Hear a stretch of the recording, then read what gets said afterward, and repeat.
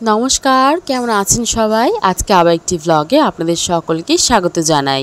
আজকে আমি আপনাদের সঙ্গে একটা রেসিপি শেয়ার করব, সেটা হচ্ছে লোটে মাছের পকোড়া। বেশ অনেকদিন ধরেই ভাবছিলাম একটু লোটের মাছের পকোড়া খাবো কিংবা বাড়িতে বানাবো। আর আজকে যখন বাড়িতে আসার পর মাকে দেখলাম সকালবেলা লোটে মাছ নিতে, তখনই মাকে বলে রেখেছিলাম যে মা কিছুটা লোটে মাছ তুলে রেখে দেবে, আমি রাত্রিবেলা পকোড়া বানাবো। তো সেই লোটে মাছগুলো ফ্রিজ থেকে বার করে এখন বানাবো হচ্ছে পকোড়া। আমি কিন্তু লোটে মাছের একদম লেজার দিকের পিসগুলো নিয়েছি, মানে মাথার দিকের পিসগুলো আর পেটের দিকের পিসগুলো বাদ দিয়ে শুধুমাত্র লেজা জাতীয় পিসগুলো নিয়েছি। মাছটাকে প্রথমে ভালো করে ধুয়ে নিয়ে তারপরে সামান্য একটু লেবু রস চিপে দিয়েছি। দেওয়ার 5 মিনিট পরে আমি এখানে দিচ্ছি কিছু মশলা, যার মধ্যে রয়েছে নুন, হলুদ গুঁড়ো, গোলমরিচ গুঁড়ো আর কাশ্মীরি লঙ্কার গুঁড়ো। আর এখানে দিচ্ছি আমি হচ্ছে ভালো করে গ্রেট করে নিয়ে আদা ও রসুন। তারপর দিলাম হচ্ছে সয়া সস আর একটুখানি সামান্য 1 চামচ মতন কর্নফ্লাওয়ার। ব্যাস এইটুখানি দেওয়ার পরে এবার আমি ভালো করে হাত দিয়ে মেখে ভালো করে কিন্তু রেস্টের জন্য এটাকে আমি রেখে দেব। সয়া সসটা কিন্তু আপনারা চাইলে নাও দিতে পারেন।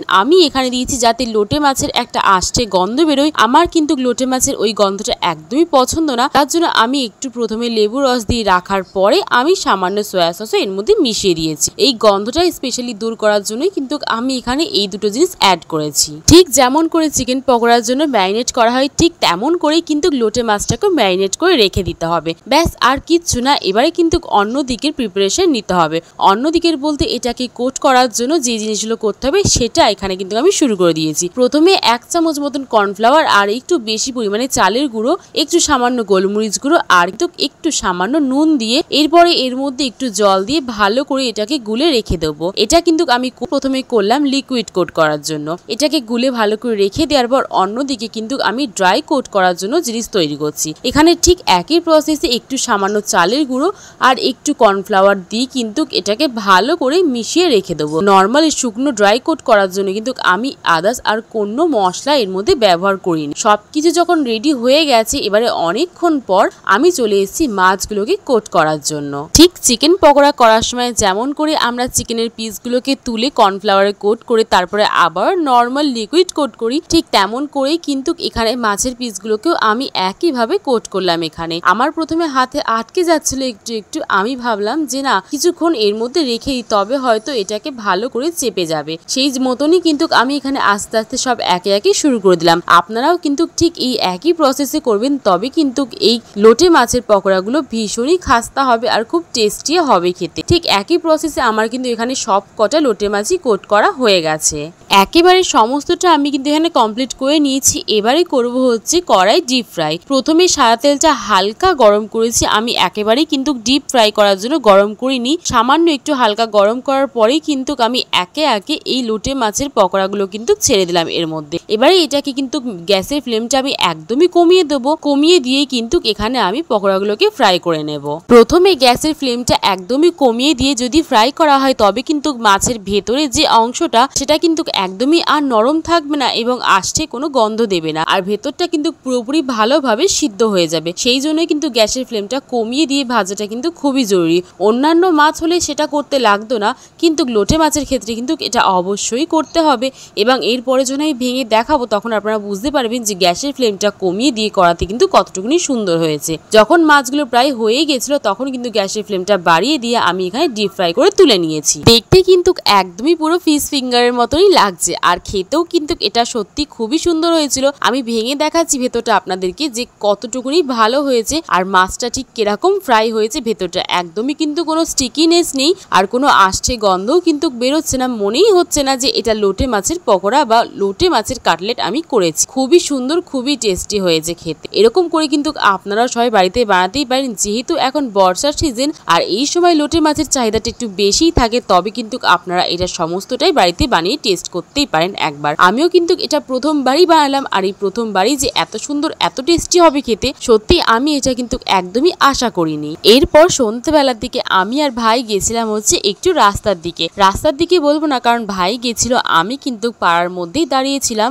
আর এখন যাচ্ছি, মানে এই সন্ধ্যেবেলাতেই আমরা দুজন মিলে যাচ্ছি হচ্ছে একটু কিছু দরকারের জন্য। দরকারটা হচ্ছে ভাই গিয়েছিল হচ্ছে একটু রাখি কিনতে, যেহেতু কালকে রাখি পূর্ণিমা, তো সেক্ষেত্রে আজকে ভাইকে বললাম যে ভাই তুই তুই গিয়ে দুটো রাখি কিনে নিয়ে আয়, আমি আর রাস্তা অব্দি যাবো না, আমি এই স্কুলের সামনেই দাঁড়াই। এই স্কুলের গেটটাকে দেখে কিন্তু আমার সেই ছোটবেলার কথা মনে পড়ছিল, মানে যখন আমি স্কুলে পড়তাম তখনকার সময়ের কথাই কিন্তু আমার এখন মনে পড়ছিল। ভাবছিলাম একটা সময় ছিল যখন এই স্কুলে যাব না বলে কত রকম বাহানাই না করতাম, কিন্তু এখন দেখুন এখন চাইলেও আর স্কুলে কিন্তু ফিরে যেতে কোনো মতেই পারবো না।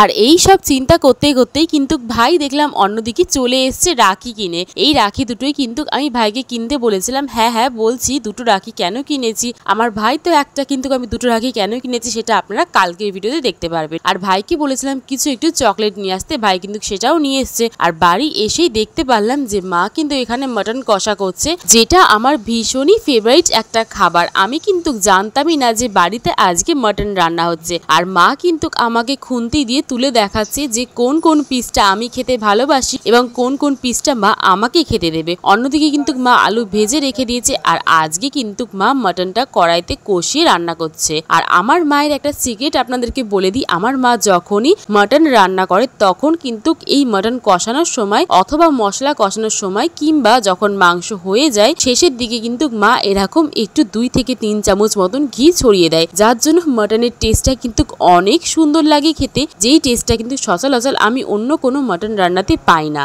এদিকে যতক্ষণে মা মাটন কষা রান্না করছে ততক্ষণে আমি ভাবলাম যে একটু জেঠিমাদের ঘর থেকে ঘুরে আসা যাক, কিন্তু জেঠিমাদের ঘরে গিয়ে দেখলাম যে এদিকার কাণ্ড কিন্তু বেশ অন্যরকম। কারণ এখানে দেখলাম গতকাল রাখি পূর্ণিমার জায়গায় আজকেই কিন্তু রাখি পূর্ণিমা পালন করা হচ্ছে। মানে ওই আর কি দিদির ছেলে আজকেই জেদ ধরেছে যে সেই নাকি আজকেই রাখি পড়বে, কালকের জন্য অপেক্ষা করতে পারবে না।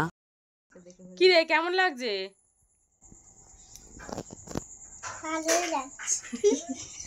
শুধুমাত্র একবার জিজ্ঞেস করাতেই শুনলেন তো উত্তরটা কেমন দিল সে। তার নাকি আজকে রাখি পড়তে বেশি ভালো লাগছে, মানে তার কালকের জন্য একদমই সবুর হচ্ছিল না। যাই হোক, বাচ্চা মানুষ, তাকে ভোলানোর জন্য কিন্তু এটা করা খুবই জরুরি ছিল। যাই হোক, সে যে মজা পেয়েছে, সে যে খুশি হয়েছে সেটাই কিন্তু বড় কথা। আর এদিকে দেখুন বাড়ি আসার সাথে সাথেই দেখলাম যে মা কিন্তু লুচি ভাজতে শুরু করে দিয়েছে। আমি কিন্তু সত্যি বলতে একদমই জানতাম না যে আজকে মাটন কষা আর লুচি দুটো একসাথেই হচ্ছে। যদিও আমি খুব একটা লুচিটা পছন্দ করি না, তবুও কিন্তু এখানে মা লুচি আর মাটন কষাই করেছে। তবে আজকে রাত্রে ডিনার কিন্তু মাটন কষার সাথে এরকম ফুলকো ফুলকো নানপুরি ছিল, লুচি না নানপুরি ছিল এটা। তো আজকে ভিডিওটি কেমন লাগলো অবশ্যই কমেন্টে জানাবেন। আর আজ তো এই ভিডিওটি এখানেই শেষ করছি, দেখা হবে অন্য একটি ভিডিওতে। সকলে সাবধানে থাকবেন, ভালো থাকবেন, সুস্থ থাকবেন। আজ তবে আসি, দেখা হবে আবারও অন্য দিন কোনো একটি ভিডিও নিয়ে।